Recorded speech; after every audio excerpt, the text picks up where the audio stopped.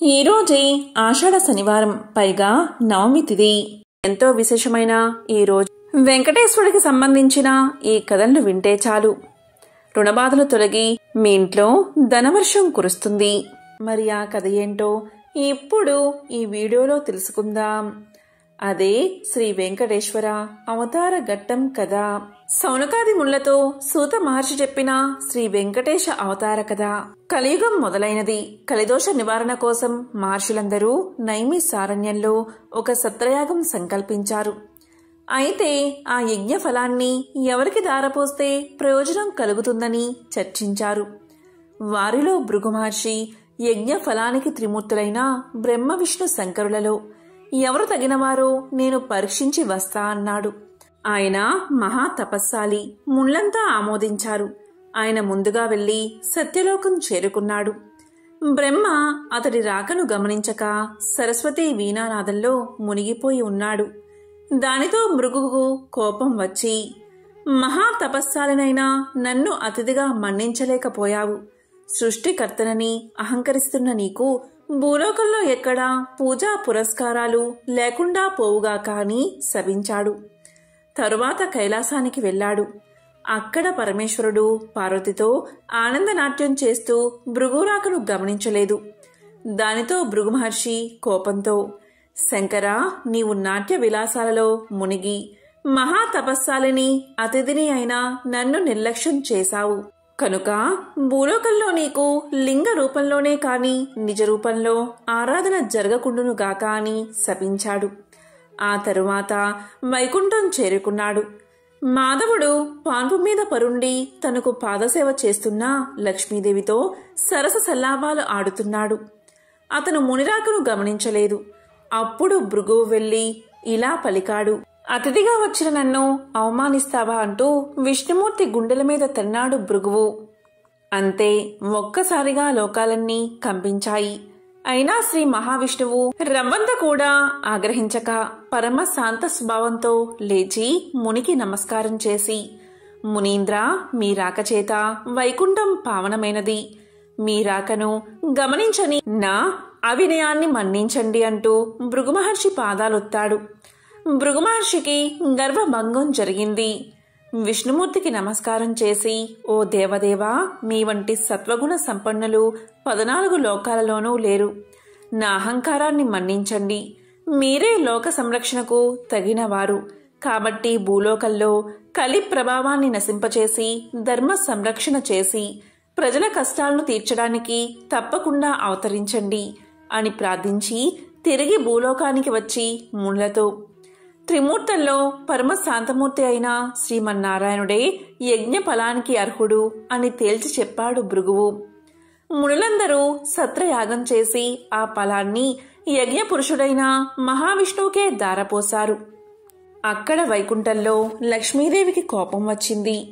శ్రీహరి వక్షస్థలమే తన నివాసం. ఆ నివాసాన్ని ఒక ముని కాలితో తన్నాడు. అందుకు శ్రీహరి కోపగించక ఆయనకు సకల మర్యాదలు చేశాడు. భర్తయే తన్ని గౌరవించలేదు అని అలిగి భూలోకానికి ప్రయాణమైనది లక్ష్మీదేవి. లక్ష్మి లేని ఇల్లు కళావిహీనమైనది. ఆమెను వెతికి తెచ్చుకోవడానికి భూలోకానికి ప్రయాణమయ్యాడు విష్ణువు. ఇంతలో భూదేవి వచ్చి ఇలా పలికింది, దేవా, కలియుగంలో అధర్మం పెరిగింది. పాప భారాన్ని నేను మొయ్యలేకపోతున్నాను. నువ్వు భూలోకంలో అవతరించి నన్ను కాపాడు అని కోరింది. వెంటనే శ్రీ మహావిష్ణువు శ్రీనివాసుడు అనే పేరుతో భూలోకానికి దిగివచ్చి లక్ష్మి కోసం వెతకడం ప్రారంభించాడు. శేషాద్రి కొండలలో ఒక పుట్టను నివాసంగా చేసుకున్నాడు. శేషాద్రి పర్వత ప్రాంతాలను పరిశీలిస్తున్న మహారాజు ఆకాశరాజు. అతనికి సంతానం లేక పుత్రకామేష్టి చేయబోతూ భూమిని దున్నుతూ ఉండగా నాగలికి ఒక బంగారు పెట్టె తగిలింది. తెరిచి చూడగా మహాలక్ష్మి కలతో ఒక బాలిక కనిపించింది. ఆకాశరాజు సంతోషపడి ఆ పిల్లకు పద్మావతి అనే పేరు పెట్టుకుని అల్లారు ముద్దుగా పెంచాడు. యుక్త వయసు వచ్చిన పద్మావతి ఒకసారి శ్రీనివాసుణ్ణి చూసి మోహించింది. తల్లిదండ్రులకు చెప్పింది. ఆకాశరాజు వచ్చి చూసి శ్రీనివాసుడి తేజో విశేషాలకు ఆశ్చర్యపడి అతడే శ్రీ మహావిష్ణువు అని భావించి పద్మావతిని ఇచ్చి వివాహం చేశాడు. ఆకాశరాజు తరువాత అతని తమ్ముడు తొండమాండు రాజయ్యాడు. శ్రీనివాసుడు వెంకటేశ్వరుడు అనే నామంతో తిరుమల శిఖరాల మీద కలియుగాంతం వరకు నివసించాలని నిశ్చయించుకుని సాలగ్రామ శిలారూపుడై పద్మావతి భూదేవులతో నివసించసాగాడు. తొండమానుడు శ్రీ వెంకటేశ్వరుడికి ఆలయం నిర్మించాడు. ఆలయాన్ని నిర్మించాడు. తన్ని సేవించే భక్తులకు కల్పవృక్షం లాంటి వాడే శ్రీనివాసుడు ఇప్పటికీ భక్తులను సంరక్షిస్తూ అక్కడ నిలిచి ఉన్నాడు.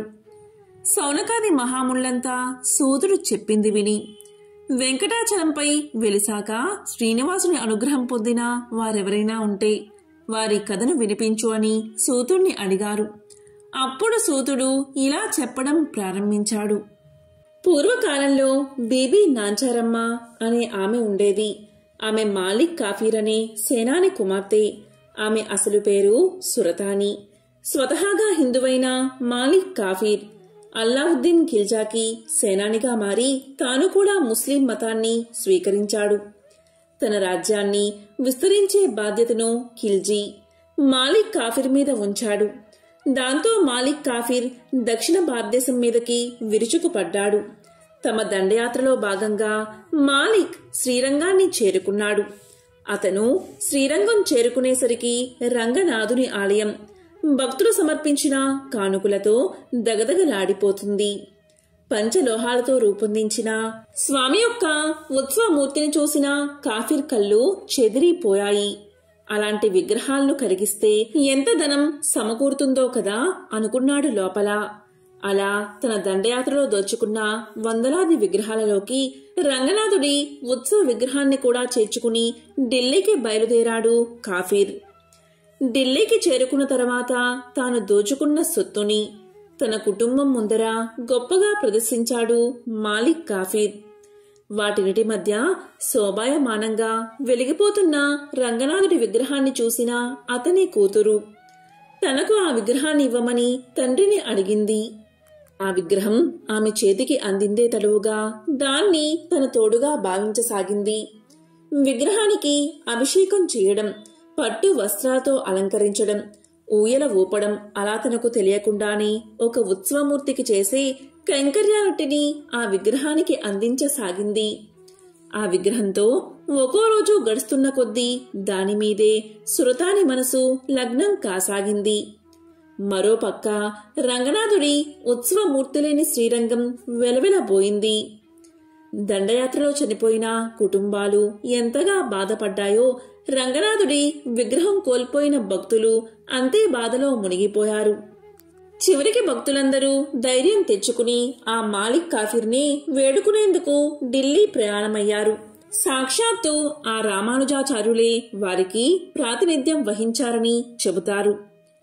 రంగనాథుడి ఉత్సవమూర్తిని వెతుక్కుంటూ తన ఆస్థానాన్ని చేరుకున్న అర్చకులను చూసి మాలిక్ కాఫీర్ యొక్క మనసు కరిగిపోయింది. ఆ విగ్రహాన్ని వారు తిరిగి తీసుకువెళ్లేందుకు సంతోషంగా అనుమతిని అందించాడు. అయితే ఆపాటికే రంగనాథుడి మీద మనసు పడిన సురతాని గురించి విన్న అర్చకులు ఆమె ఆదమర్చి నిద్రించే సమయంలో ఆ విగ్రహాన్ని ఊరు దాటించారు. సురతాని ఉదయాన్నే లేచి చూస్తే ఇంకేముంది, తన కలల ప్రతిరూపం కనుమరుగు అయినది. ఎవరు ఎంత ఓదార్చినా సురతాని మనసు శాంతించలేదు. ఆ విష్ణుమూర్తిని తన పతిగా ఎంచుకున్నానని కరాఖండిగా చెప్పేసింది. ఆ విగ్రహాన్ని వెతుక్కుంటూ తాను కూడా శ్రీరంగానికి పయనమైనది. అప్పుడు శ్రీరంగం చేరుకున్న సురతాని ఆ రంగనాథుడిలో ఐక్యమైపోయిందని చెబుతారు. ఇప్పటికీ శ్రీరంగంలో ఆమె నిలువెత్తు రూపాన్ని చూడవచ్చు. ఇదే బీబీ నాంచారమ్మ కథ.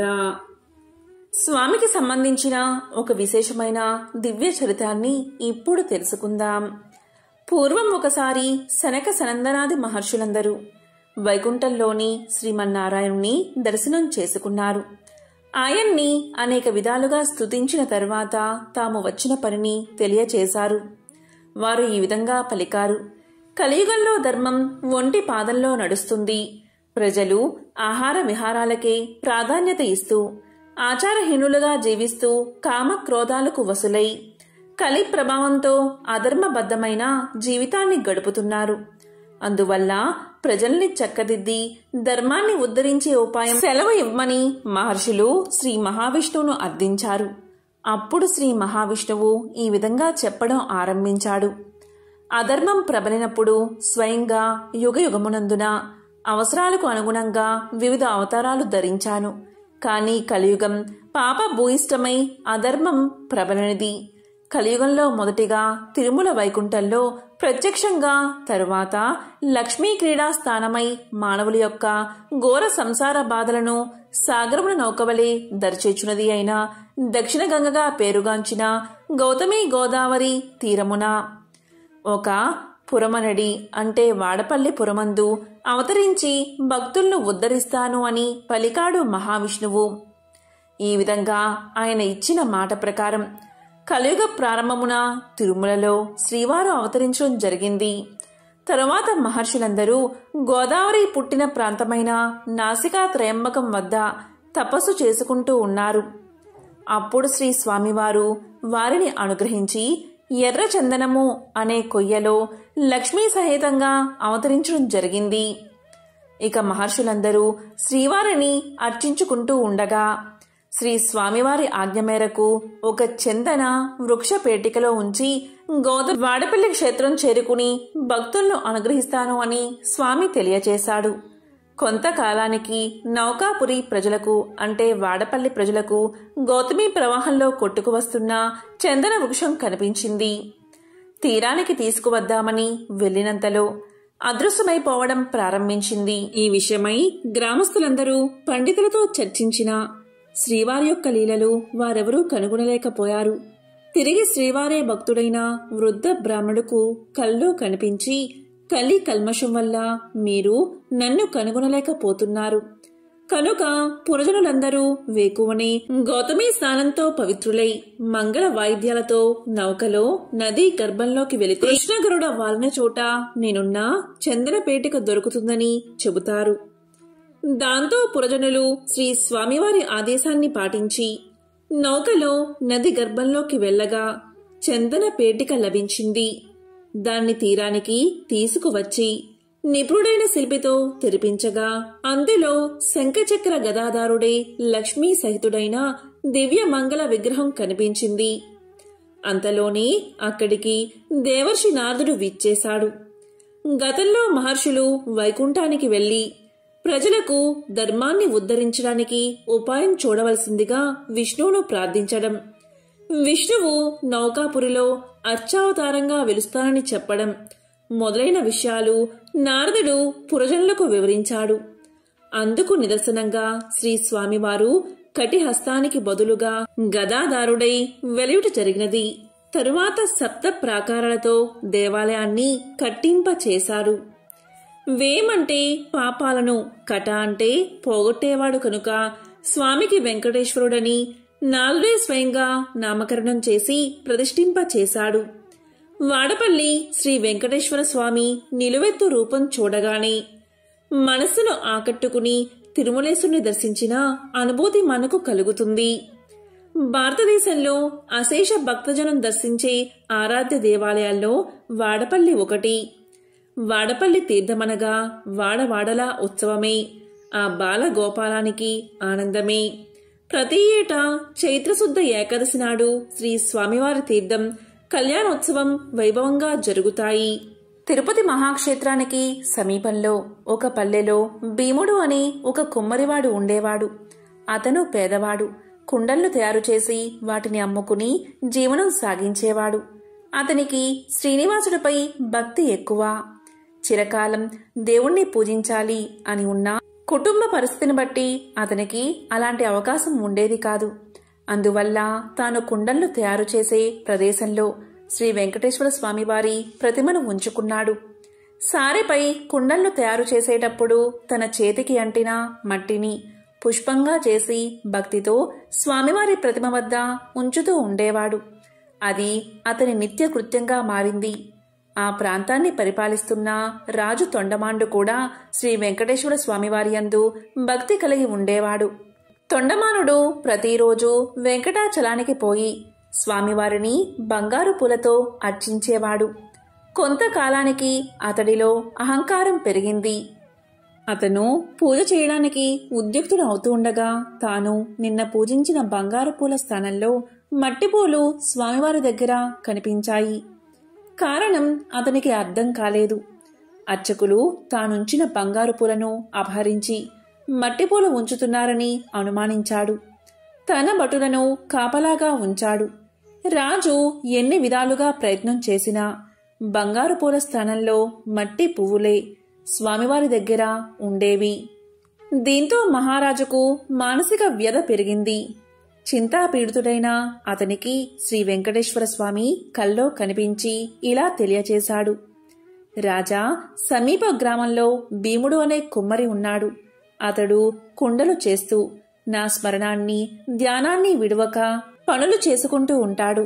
అతని భక్తి ప్రభావమున అతడుంచిన మట్టి పువ్వులు ఇక్కడికి నా సన్నిధానానికి చేరుతున్నాయి. నీ ఉంచిన బంగారు పువ్వులు అతడుంచిన పూలమందు నిలవలేక అదృశ్యమైపోతున్నాయి. భక్తిలో అతడు నీకంటే ఉత్తముడు, విచారించుకు అని ఊరడించాడు. తనను మించిన భక్తుడు మరొకడున్నాడని స్వామివారు చెప్పిన మాటలు పరిశీలించడానికై వెంకటాచలానికి సమీపంలో ఉన్న పల్లెలో భటులతో కలిసి తిరగసాగాడు రాజు. ఒక పల్లెలో సారెపై కుండ నుంచి తిప్పుతూ చేతికి అంటిన మట్టిని పుష్పంగా చేసి సమీపంలో ఉన్న శ్రీ వెంకటేశ్వర స్వామివారి ప్రతిమకు సమర్పిస్తున్న భీముణ్ణి చూసి ఆశ్చర్యపడ్డాడు రాజు. దీంతో రాజు భీముణ్ణి సమీపించి, ఓయి, నీవు స్వామిని మట్టి పూలతో ఎందుకు పూజిస్తున్నావు? నీకు పూజకు పుష్పాలు దొరకడం లేదా అని అడిగాడు. అప్పుడు భీముడు రాజుకు నమస్కారం చేసి, మహారాజా, మీ వంటివారు రావడం వల్ల నా ఇల్లు పావనమైనది. నేను చదువురాని మూర్ఖుడిని. స్వామివారిని ఎలా పూజించాలో నాకు తెలియదు. నేను దరిద్రుణ్ణి. కుండలను చేయనిదే నా కుటుంబం గడవదు. కాబట్టి నేను ఉదయం నుంచి సాయంకాలం వరకు కుండలను చేయక తప్పదు. అందువల్ల చేతికి అంటిన మట్టిని పుష్పంగా చేసి ఇలా స్వామివారికి సమర్పించుకుంటున్నాను అని వివరించాడు. దీంతో కుమ్మరివాడి మాటలు విన్న రాజు మిక్కిలి ఆశ్చర్యపడ్డాడు. కుమ్మరివాడి భక్తికి మెచ్చి అతనికి నమస్కారం చేసి తన రాజ్యానికి వెళ్లిపోయాడు. ఆ తరువాత కొంతకాలానికి భీముడు సశరీరంగా వైకుంఠానికి చేరుకున్నాడు. శ్రీ వెంకటేశ్వర స్వామి భీముడి భక్తికి మెచ్చి, ఇక నుండి నా ఉదయం ప్రసాదం మట్టి పాత్రలోనే నివేదించాలని తొండమాను మహారాజుకు కల్లో కనిపించి చెప్పాడు. ఈనాటికి స్వామివారి సన్నిధిలో ఈ ఆచారాన్ని పాటిస్తూ ఓడు అనే ప్రసాదాన్ని మట్టి కుండలతోనే నివేదన చేసి ఆరాధిస్తూ ఉన్నారు. ఇక తొండమానుడు శ్రద్ధాభక్తులతో శ్రీ వెంకటేశ్వర స్వామిని అర్చిస్తూ నిత్యోత్సవాలు, రథోత్సవాలు, సమారాధనలు మున్నగు వాటిని జరిపిస్తూ మరుజన్మలో విష్ణు లోకానికి చేరుకున్నాడు. ఒకసారి శనైశ్చరుడికి మానవులు ఎవరూ తన్ని భక్తితో సేవించడం లేదని, భయంతో మాత్రమే పూజిస్తున్నారనే విచారం కలిగింది. అప్పుడు శనైశ్వరుడు శ్రీ వెంకటేశ్వరుడికి తపస్సు చేయగా ఆయన సాక్షాత్కరించారు. అప్పుడు శనైశ్వరుడు ఇలా పలికాడు, స్వామి, నా పేరు వింటేనే ప్రజలు భయపడిపోతున్నారు. ఆ భయం పోవడానికి ఇక నుంచి నాకు ప్రీతైన శనివారం నాడు నన్ను ధ్యానించి ఆరాధించి ఆ పైన నిన్ను పూజించిన వారికి సర్వదేవతల్లో పూజించిన ఫలం ఆ ఒక్క రోజులోనే రావాలి అని కోరాడు. అందుకు స్వామివారు చిరునవ్వు నవ్వి, నీ కోరిక సమంజసంగానే ఉంది. అసలు నీకు నాకు భేదమేముంది? 6 వారాలు దాటాక 7వ వారము అంటే ఇష్టపడతావు. నేను 6 కొండలు దాటాక 7వ కొండ మీద ఉంటాను. నువ్వు నీలవర్ణుడివి, నేను ఆ నీలవర్ణుడిని. నువ్వు సప్తమ గ్రహానివి, నేను సప్తగిరీషుడిని. సామాన్య మానవులకు ఈ విశేష విషయాలు తెలియక నువ్వంటే భయపడుతున్నారు. నిన్ను నన్ను వేరుగా చూస్తున్నారు. నువ్వు కోరిన వరాన్ని అనుగ్రహిస్తున్నాను. ఏ భక్తులు 7 శనివారాల పాటు నిన్ను ముందు పూజించి ఆ తరువాత నన్ను పూజిస్తూ సప్త శనివార మహావ్రతంగా ఆచరిస్తారు, వారు సమస్త శనిదోషాల నుంచి విముక్తులై సౌఖ్యాన్ని పొందుతారు. ఆయురారోగ్యాది సకల శ్రేయస్సులను పొందుతారు. ఇందులో సందేహం ఏదీ లేదు అంటూ వరాన్ని ప్రసాదించాడు శ్రీనివాసుడు. శౌనకాది మహామునులంతా సూతుడు చెప్పింది విని చాలా ఆనందించి ఈ సప్త శనివార వ్రతాన్ని ఆచరించి శ్రీనివాసుడి అనుగ్రహం పొందిన వారింకెవరైనా ఉన్నారా, ఆ కథలను వినిపించండి అని కోరారు. అప్పుడు సూతుడు ఇలా చెప్పడం ప్రారంభించాడు. పూర్వకాలం కాంచీపురంలో దేవదత్తుడు అని బ్రాహ్మణుడు ఉండేవాడు. అతను వేదాంగ పారంగతుడు. అతని భార్య మాలిని. వారిద్దరూ అతిథుల్ని ఆరాధిస్తూ గృహస్థ ధర్మాలను పాటిస్తూ ఉండేవారు. వారికి శ్రీ వెంకటేశ్వర స్వామి ఇలవేలుపు. ఒకనాడు వారింటికి కాశీయాత్ర చేసి వచ్చిన ఒక బ్రాహ్మణోత్తముడు వచ్చాడు. ఆ దేవదత్త దంపతులు ఆయన్ని సాక్షాత్తు వెంకటేశ్వర స్వామిగా భావించి అతిథి మర్యాదలు చేశారు. భోజనం తర్వాత ఆ బ్రాహ్మణుడు వారి జాతకాలు పరిశీలించి ఇలా పలికాడు.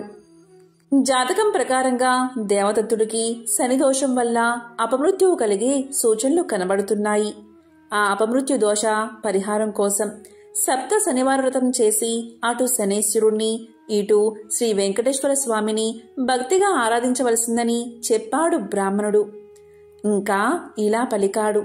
అమ్మా, నీవు శ్రద్ధ వహించి నీ భర్తను కూడా సప్త శనివార వ్రతం చేయడానికి ప్రోత్సహించి నీ సౌభాగ్యాన్ని నిలుపుకోవాలి సుమా అని హెచ్చరించాడు. సప్త శనివార వ్రత విధానాన్ని బోధించాడు. దాంతో దేవదత్తుడు ఆ శనివారం బ్రాహ్మీ ముహూర్తంలోనే లేచి స్నాన ధ్యానాదులు నిర్వర్తించి ఇంటిలో ఈశాన్య భాగంలో పూజాపీఠం పెట్టి మండపం వేసి వెంకటేశ్వర స్వామి యొక్క చిత్రపటం పెట్టి నైవేద్యానికి కొబ్బరికాయలు, అరటిపళ్ళు, నల్ల ద్రాక్షపళ్ళు, 7 చిమ్మిలి ఉండలు సిద్ధం చేసుకుని ఉదయం పూజ చేసి ఒక బ్రాహ్మణుణ్ణి పిలిచి ఆయనకు భోజనం పెట్టి ఆ పైన వారు భోజనం చేసి మొదటి రోజు వ్రతం యథావిధిగా నిర్వర్తించారు. ఆ విధంగా వరుసగా వారు 7 శనివారాల పాటు వ్రతాన్ని భక్తి శ్రద్ధలతో కొనసాగించారు. 7వ శనివారం వ్రత పరిసమాప్తి చేసి భోజనం చేసి కొంతసేపు శ్రీ వెంకటేశ్వర స్వామి యొక్క మహిమలు స్మరించుకుంటూ నిద్రించారు. ఆ దంపతుల భక్తి శ్రద్ధలకు, పూజా విశేషాలకు ప్రసన్నుడై శ్రీ వెంకటేశ్వర స్వామి మాలినీదేవికి స్వప్నంలో సాక్షాత్కరించి, ఓ పరమసాధ్వి, మీ దంపతులిద్దరూ శ్రద్ధా భక్తులతో చేసిన సప్త శనివార వ్రతానికి నాకు చాలా సంతోషం కలిగింది. ఆ వ్రత ప్రభావం వల్ల నీ భర్తకు శనైశ్చర దోషం, అపమృత్యు భయం కూడా తొలగిపోయాయి. అతనికి రాబోయే జన్మలోని ఆయుర్దాయాన్ని ఈ జన్మలోకి తీసుకువచ్చి ఇతన్ని పూర్ణ ఆయుర్దాయం కలవాన్ని చేశాను. మీరిద్దరూ సుఖశాంతులతో ఆనందంగా 100 ఏళ్లు జీవించి ధర్మార్థ కామ మోక్షాలు అనే 4 పురుషార్థాలు సాధించుకుంటూ మీ మానవ జన్మను సార్థకం చేసుకోండి అని దీవించి అదృశ్యమయ్యాడు. వెంటనే ఆమె లేచి భర్తను లేపి తన స్వప్న వృత్తాంతాన్ని వినిపించింది. ఆయన కూడా సంతోషించి భార్యను అభినందించాడు. ఒక శుభముహూర్తాన ఆ దంపతులిద్దరూ శ్రీ వెంకటేశ్వర స్వామి దర్శనార్థమై తిరుపతి కొండకు వెళ్లి మొక్కులు తీర్చుకుని ఆ స్వామిని మనసారా స్తుతించి ప్రసాదాన్ని స్వీకరించి తిరిగి చేరుకున్నారు. ఇంటికి వచ్చాక బ్రాహ్మణులు పిలిచి అన్న సంతర్పణ చేసి బ్రాహ్మణ ఆశీర్వాదాలు పొందారు. జీవితాంతం వరకు యథాశక్తిగా శ్రీ వెంకటేశ్వర స్వామిని సేవిస్తూ చివరికి శ్రీ స్వామి సాన్నిధ్యాన్ని పొందారు. హలో శ్రీ వెంకటనాయక అని పెద్దల సూక్తి. కలియుగంలో శ్రీ వెంకటేశ్వర స్వామిని మించిన ఆరాధ్య దైవం లేడు. శ్రద్ధాభక్తులతో ఆయన్ని ఆరాధించిన వారికి శనిదోషాలు తొలగి శ్రీ స్వామి అనుగ్రహం కలుగుతుంది అని సూతుడు శౌనకాది మహాములకు వినిపించాడు. తిరుమలేశుడికి తల నీలాలు ఎందుకు సమర్పిస్తారు? ధర్మశాస్త్రాల ప్రకారం మనం చేసే సర్వకర్మల పాపఫలం మన వెంట్రుకలకు చేరుతుంది. దానివల్ల అవి పాపాలకు నిలయంగా మారతాయి. కాబట్టి మన పాపాలను వదిలించుకోవాలి అంటే వాటిని తమలో నింపుకున్న వెంట్రుకలను తీసేయాలి. ఆ పని దేవుడి సన్నిధిలో జరిగితేనే మనం సంపూర్ణంగా పరిశుద్ధులం అవుతాం. ఈ ఉద్దేశంతోనే తల నీలాలు సమర్పించే ఆచారం మొదలయింది. తిరుమలేశుడికి తల నీలాలు సమర్పించడంలో ప్రత్యేకత ఏమిటి తెలుసుకోవాలి అంటే ఈ కథను తెలుసుకోవాల్సిందే. గొల్లడి గొడ్డలి దెబ్బకి నుదురున తగిన గాయాన్ని పట్టించుకోకుండా పుట్టను వదిలి ముందుకు సాగిపోతూ ఉంటే వనదేవత నీల ప్రత్యక్షమై ఆవేదనతో ప్రభు అని పలకరించింది శ్రీ వెంకటేశ్వర స్వామివారిని. స్వామివారు చప్పున ఆగి ఆమె వైపే చూశాడు.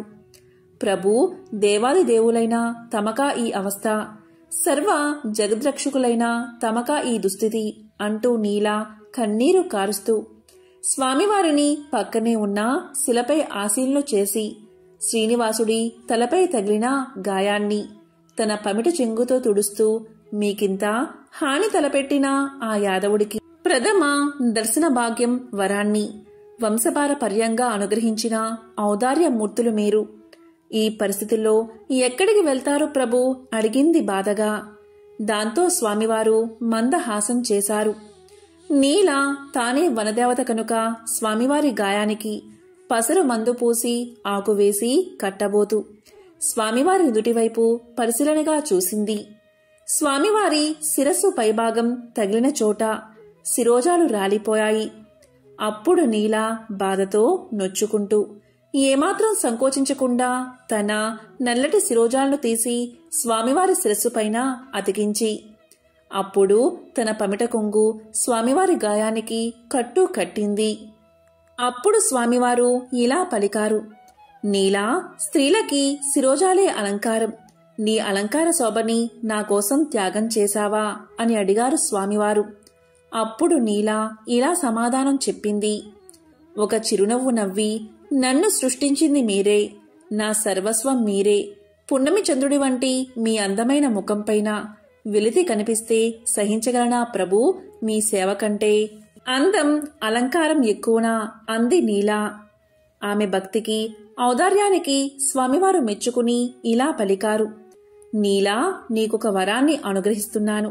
నా దర్శనం కోసం వచ్చి మొక్కుబడిగా నా భక్తులు సమర్పించుకునే తల నీలాలు ఈ కలియుగాంతం వరకు నీకే చెందుతాయి. భక్తులు సమర్పించే వారి తలనీలాలు పుణ్యఫలంతో తిరిగి నీ శిరస్సుపై సరికొత్త నీలాలు మొలుస్తాయి.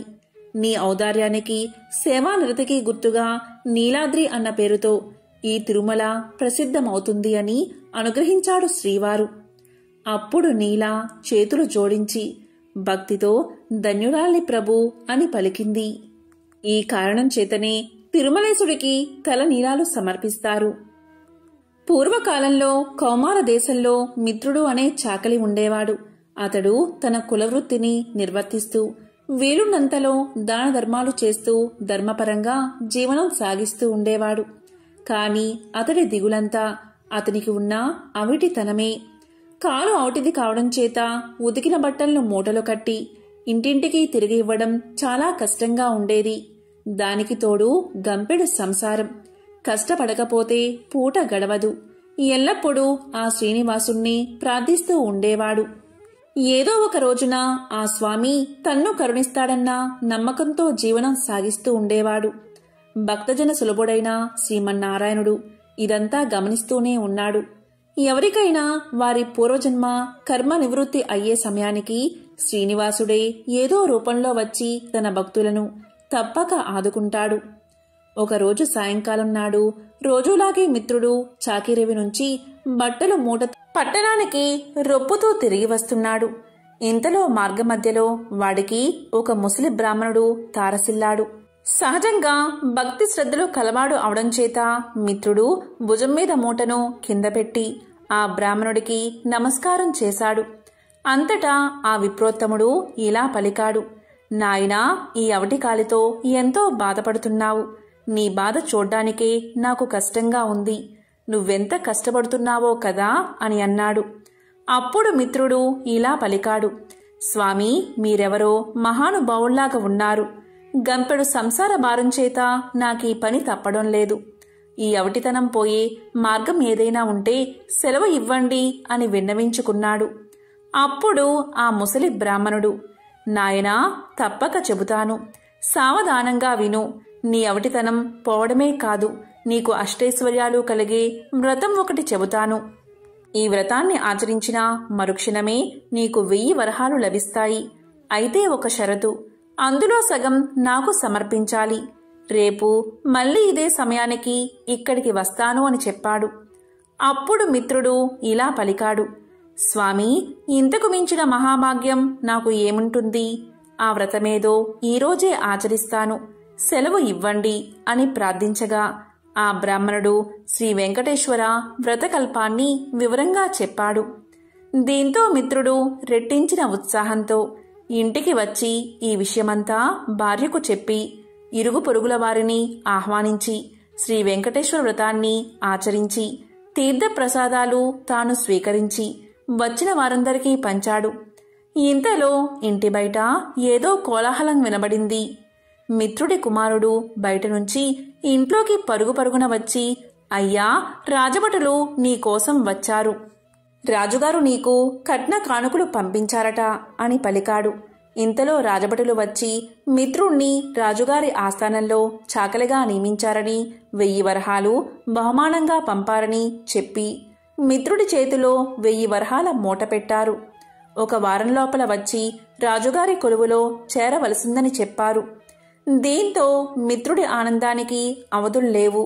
వారం దాకా ఎందుకు, రేపే వెళ్ళాలి అని మూటాముళ్లే సర్దుకుని మరుసటి రోజు తెల్లవారుజామునే ప్రయాణమయ్యాడు.